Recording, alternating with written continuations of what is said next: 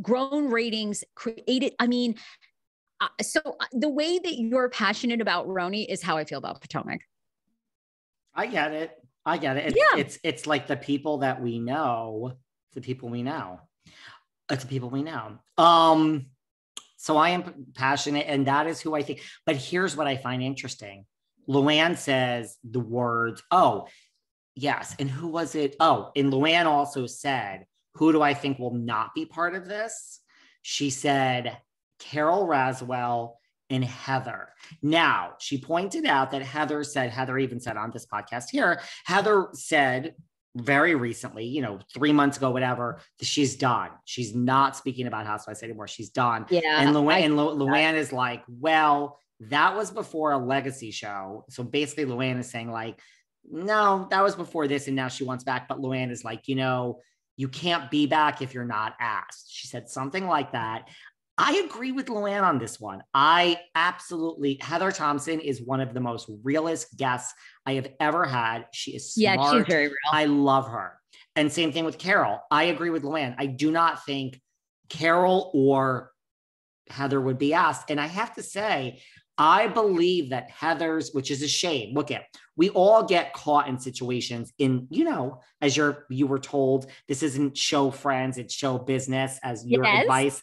We all get caught in a situation where it's not our fault. You are just the scapegoat. And now something has changed for you. I believe if Heather never went back and they asked her to come back to be the bridge between woke Ebony and the old regime, because Heather is, she knows Diddy. And I mean, I really do believe Heather when she says like she was used as a pawn. She was brought back to be the gap between Ebony and like Ramona in season 13. And it didn't go so well. And she left. She did leave on her own, but I believe that is now our last taste of Heather. And I don't think that translates to right now being part of a legacy show. So it's unfortunate that if Heather never went back for 2 episodes or 3 fucking episodes, she might be getting a call. But I agree with Luann. She won't get a call. I agree. And Carol, let's face it, is not getting a call. Carol's on it. And Carol is so rich. And, we haven't I hope Tinsley is back. I love Tinsley. Maybe eventually, or maybe in the beginning. But here's the difference. Luann goes down and quotes all these people and everyone's talking out there and I'm talking. Nobody's mentioning Miss Morgan. No, it's like Sonia, Luann's not mentioning her. And I don't see it. I agree. I don't think Sonia came early in this franchise. I don't think Sonia, and listen, again, if this is like RHONY or if this goes on for another 10 years and Ramona is 76, that's different. But I don't think Sonia would be part of this. I don't think she's going to be asked. I just don't see it. Not in the beginning. It's my honest opinion. No, I agree. I agree with you. I couldn't agree with you more. I love it. I love your takes. There's no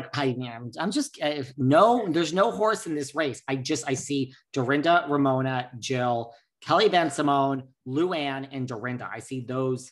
Oh my God, it'd be great. If you want 7, I actually think Tinsley would be the 7th before Sonia and before anyone else. There you go. I love Tins. I love Tins. I want Tins to have that baby. I'm not sure how old Tinsley is now, or maybe if her goals have changed or whatever. And I think between Tinsley and Lee, they have a ton of money. Isn't that the mom's name, Lee? Am I getting it right? Dale. Oh my God. Thank you, Dale. Okay. Can I just tell you, did I ever tell you you want some tea?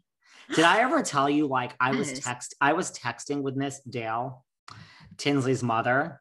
Because, Dale is who I aspire to be with my children, is just like fabulous Dale.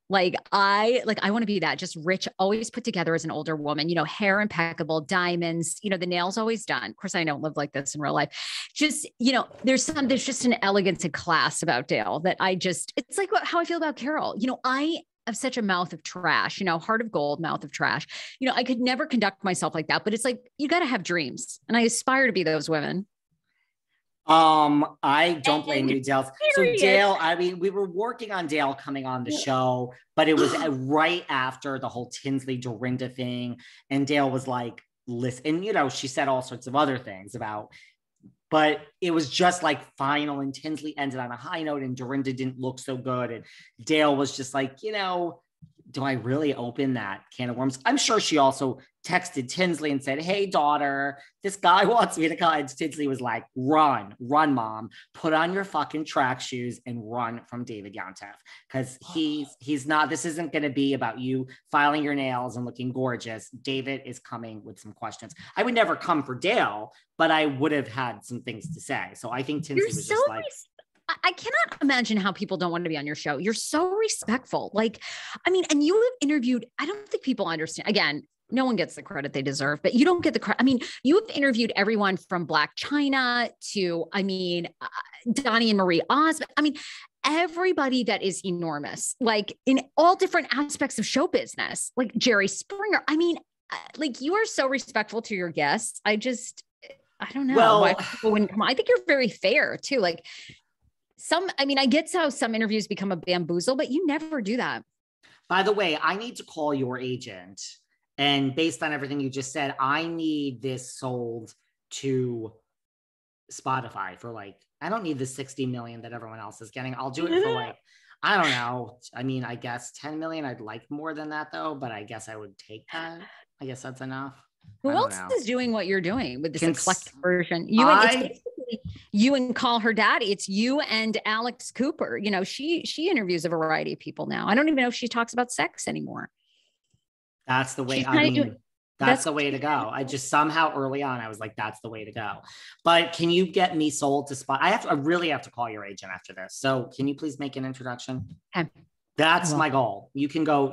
I have news for you afterwards off air about some of the things you've been working on. I have news for you. Okay. I can't wait to hear it. I do want to ask you one more thing before we wrap up, because I did see this on another social media. And then we have to talk about Kathy Hilton a little bit, maybe not, maybe next week. Kathy Hilton. I cannot. No, because you know what? Let's talk Kathy Hilton. I can ask you the other thing next week. Are you sure? Because Kathy Hilton's going to be old news in one more. This is our last window. Well, look, she's confirmed. First of all, she's confirmed that you're not getting rid of me so fast. So that's good. She's confirmed, like, I'm not going anywhere. Because I mean, look, I've even said with our last chat that like she was going to run from Beverly Hills because of all this drama. You know, she did the next season, but after that she was going to run. She's like, no, this doesn't faze me. I'm not going anywhere. That's what she says. So that's good news for all of us, right? And she says that, yes, she's confirmed she is not speaking to Miss Jayne. Here's the thing. So the rumor is Erika says that Kathy used a slur word that starts with an F against the gays on the Aspen trip. And it was against Sutton Strack's assistant. Just go on to Sutton's Instagram. She posts so many things with her assistant singing. Her assistant is a gay man. And Erika is saying that she heard Kathy use the slur F word against gay men. Now, here's a couple of things.